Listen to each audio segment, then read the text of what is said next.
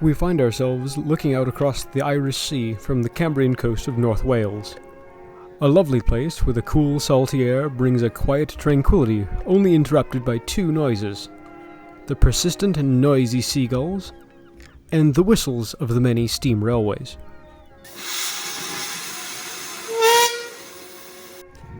North Wales was once home to the largest slate quarries in the whole world, and many small railways were constructed to serve them, including the famous Talithan Railway.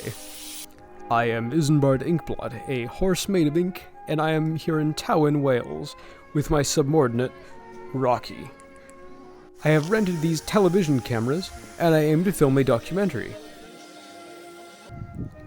This weekend, in late July, the Talithan Railway is hosting several visiting locomotives from the Island of Sodor, and one of them was very eager to help us film the railway.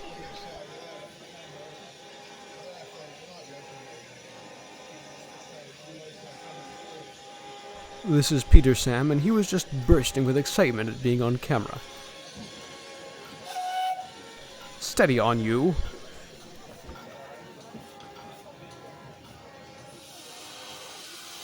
The engines from Sodor are visiting their friends at the Talithan Railway this weekend because the Thomas the Tank Engine books turn 80 this year.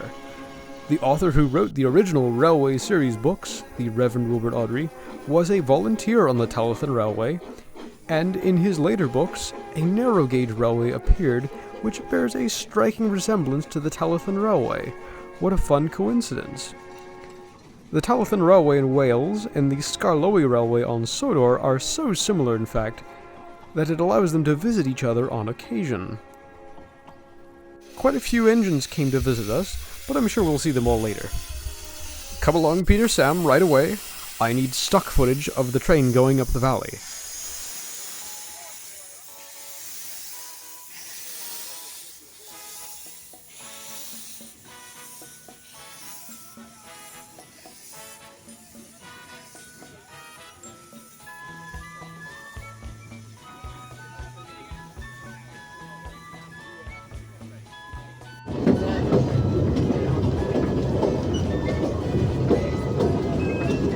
We'll talk more about the history once I have all of my shots, but the Talithan Railway was the first narrow-gauge railway to be built with steam locomotives in mind from the very beginning.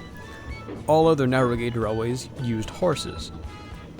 Opened in 1865, the track is a smidge over 2 feet 3 inches wide, which is less than half that of a full-size standard-gauge railway. The line carries slates from a quarry near Abergynolwyn down to Tywyn Wharf, a distance of 7 miles, where the slates would be transferred onto standard-gauge trains and shipped elsewhere. The railway served for over 90 years before being saved by daring preservationists in the 1950s, becoming the world's first preserved railway. Blimey, traffic problems even here. This is a single-track railway, so we're waiting in a siding for someone else coming the other way. Ah, Sir Handel, I presume.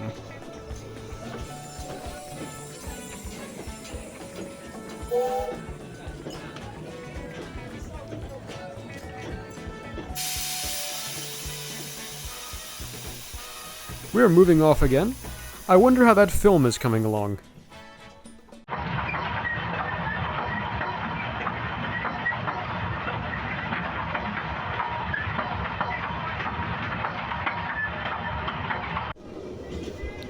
Passing over the viaduct at Dolgach. Don't look down. We've paused here a moment. Peter Sam has just taken a drink from the river.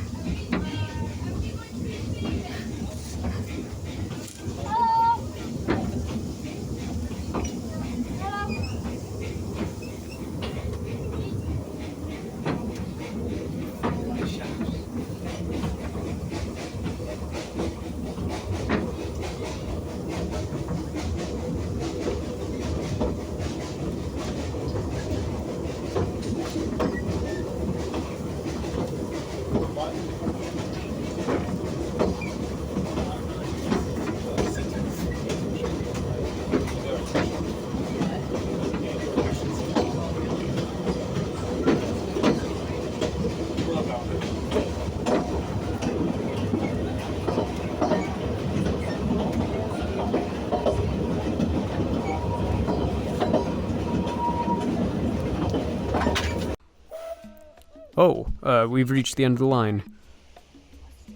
Right, come along, Peter Sam. Run around quickly so we can get some more shots. Easy, easy.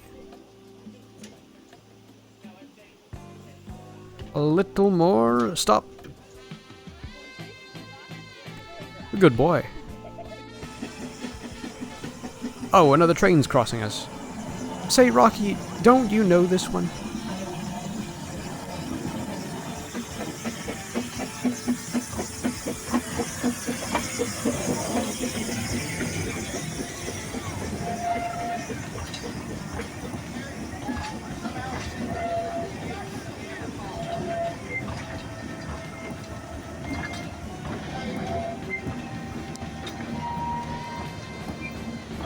Yep, ahoy.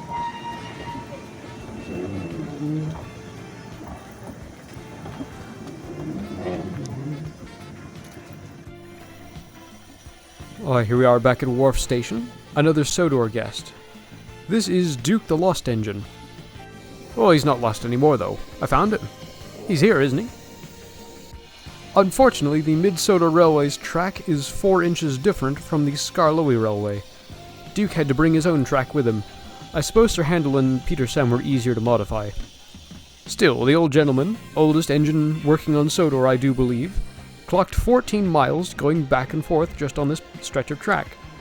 Talk about getting your steps in, eh? This is a new visitor to the railway, Mike the Miniature Engine, though he's less, miniature than I had expected.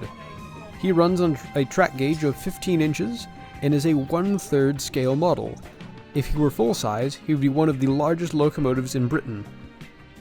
He's hot-headed enough and has a big enough attitude, though. Seems they could do with a shunting horse.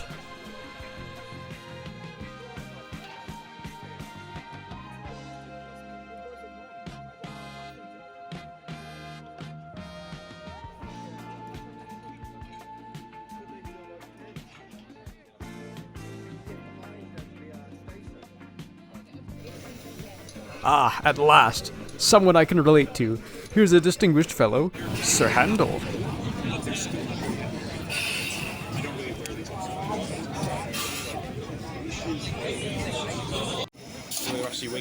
Oh, sure thing, thank you.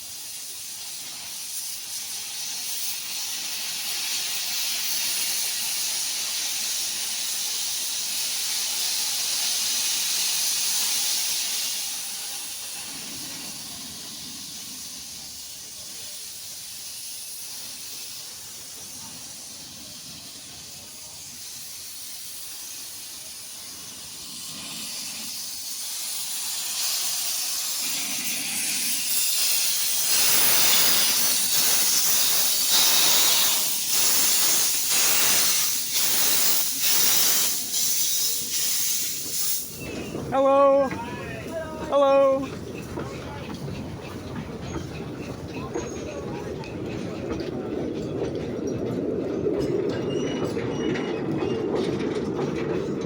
Hello!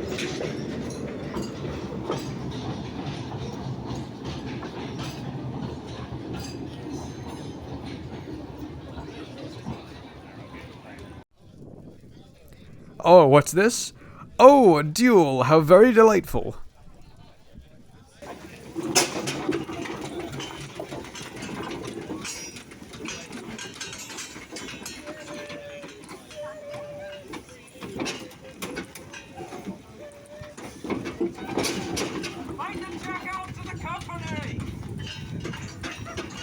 Oh, a foul! A palpable foul!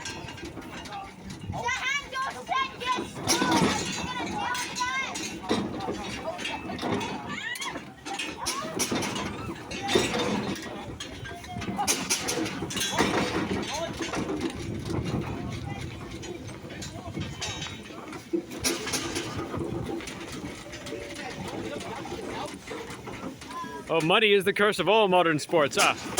Roll on, my beauty. All very exciting, of course, but I think we ought to look at the model trains before this turns into fisticuffs. Two of Rocky's little companions have joined us. This is Shelby the interurban car.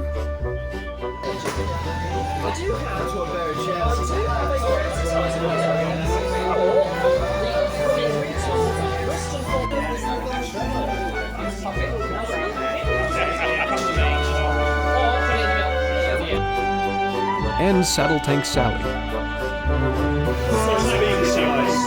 That's pretty good. Pretty good then? Yeah. Fairly sluggish, this one.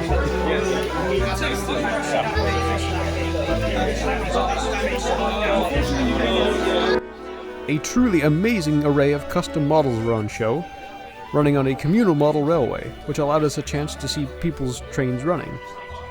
Every one of them was so different, though. It was incredible fun to see how creative folks could be.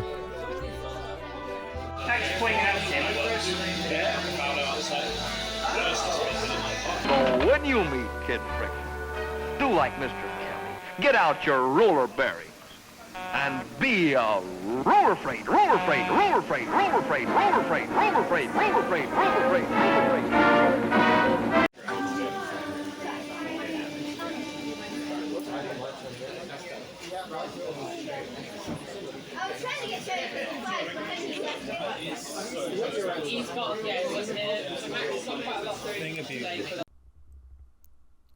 They stood out and attracted some positive attention. And some funny looks as well. A whole lot of excitement all round, though I feel I need to return to the beach and go fully liquid again. Blimey. We'll see you folks in part 2 of my immaculate documentary. Oh, hi. If you've enjoyed this little adventure, I highly encourage having a look at some of the animated short films on this channel. A lot of them feature a particularly handsome little ink horse. There's also some railway-related ones as well, and there's a few new ones in production.